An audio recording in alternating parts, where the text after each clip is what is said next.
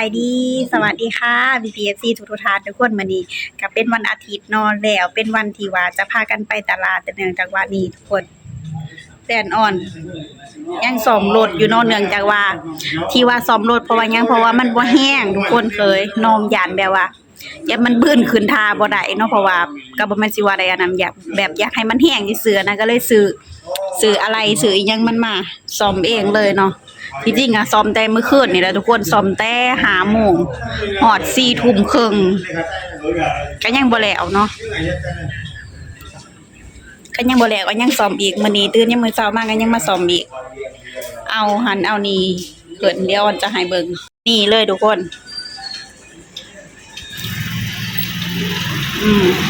ซ่อมรถอีกแล้วซ่อมอีกแล้ว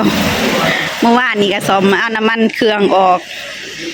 อันนี้เขาเอิ้นว่าพาเครื่องบ่เปลี่ยนชุดคาดเปลี่ยนอันนั้นมันซื่อๆเนาะเปลี่ยนชุดคาดชุดคัดหน้ารังเปลี่ยนชุดคัดหน้ารังเพิ่นเปลี่ยนเองเพิ่นเด้อเฮ้ยทุกคนเพิ่นบ่ได้เข้าหานคือตอนนั้นก็ว่าสตาร์ทมือบ่ติดเนาะสตาร์ทมือบ่ติดก็ซื้ออันนั้นมาใส่เพิ่นเฮ็ดเองเพิ่นเบิดตอนนี้ก็สตาร์ทมือติดเลย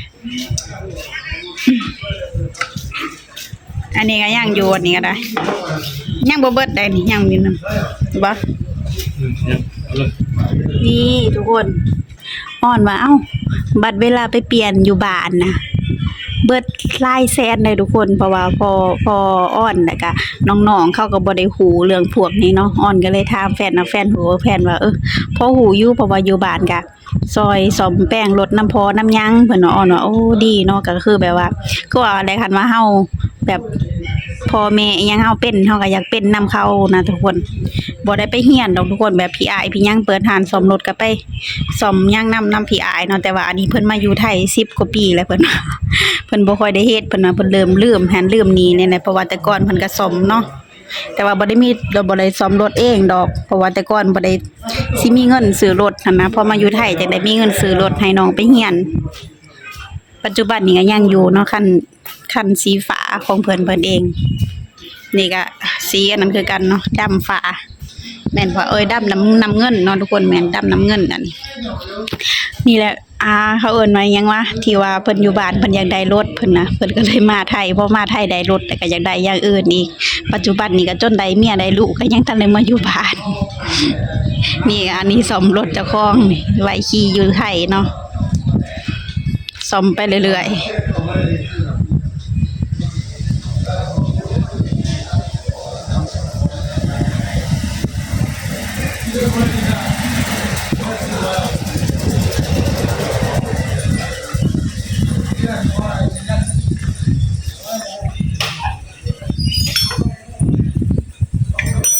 ประกอบเข้าใหม่อีกเลย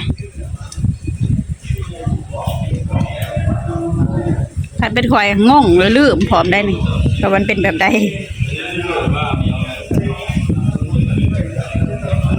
ได้จิบเขานี่ของเก่านี่ปะนี่เด้นี่ทุกคนนี่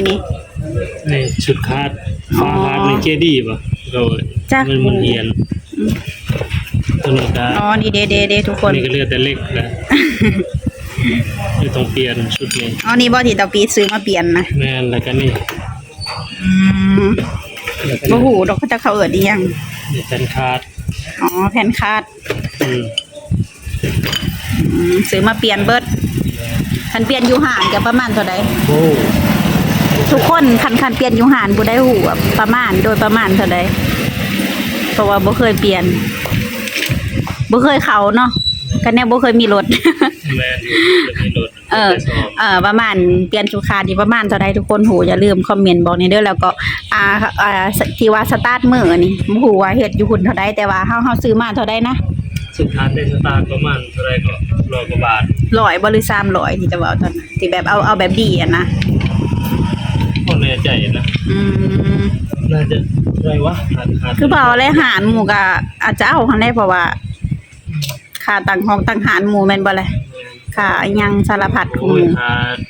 ค่ายังมันมีหลายอย่างนะบ่แม่นสิอยู่ซื่อๆอยู่บ่ฮู้ป้าก็สิเปิดได้เป็นบ่ล่ะร้านซ่อมล้อซ่อมรถก็ต้องมีความรู้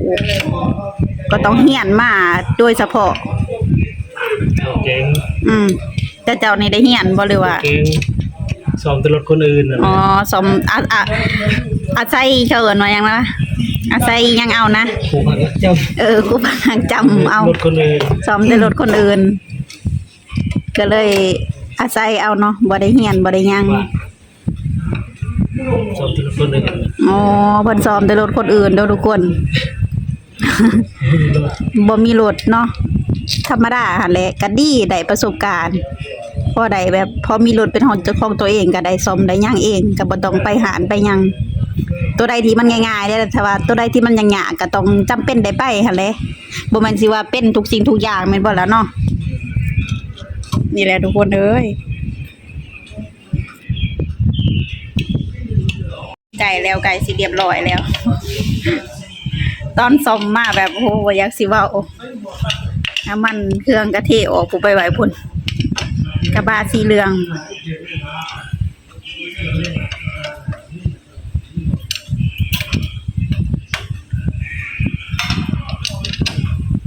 ก็ยังคิดว่าหมูจำได้จังได้ว่าน็อตแต่ละตู้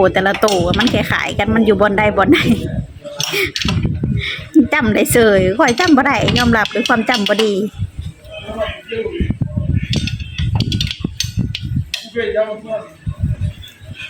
บางสิ่งบางอย่างก็ซื้อเอามาซ่อมนี่คืออย่างเส้นตัวนี้ทุกคนซื้อมาเองเลยเพื่อได้ใส่อยู่นี่นำเอาเมื่อไว้ใส่อยู่บ้านนำซ่อมรถอยู่บ้าน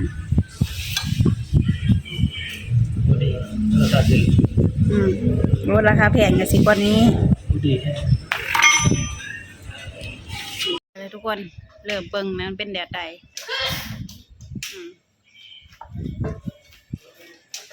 ได้แน่แล้วบ่ เมื่อคืนนี่ก็จังสิแหละเกือบเป็นชั่วโมงผู้เดียวจ้ะ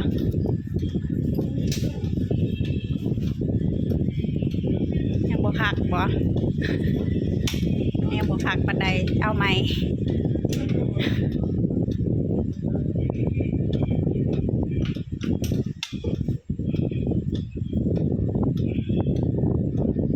ยังบ่คักก็เอาไหมยังบ่คัก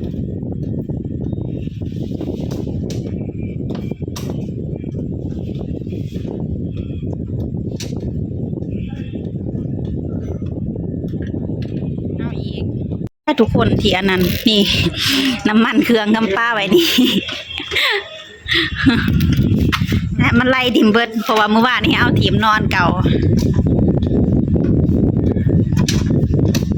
โอ้เพื่อสิแล้วซ่อมรถมันไปง่ายๆได้ทุกคนด้วยผมไม่ใช่ได้เฮียนมาอาศัยเอาคือเขาคือเพิ่นว่าผักหักจำ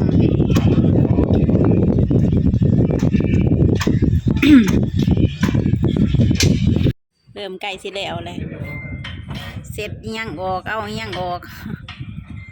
สารพัดสารเพ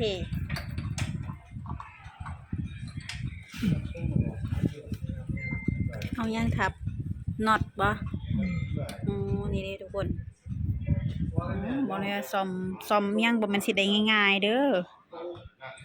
ลำบากคือกันเด้อซ่อมยังกันได้คน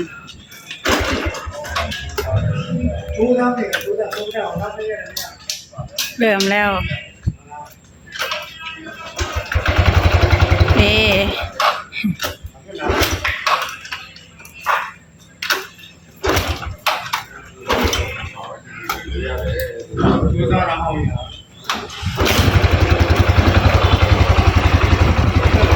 ได้แล้ว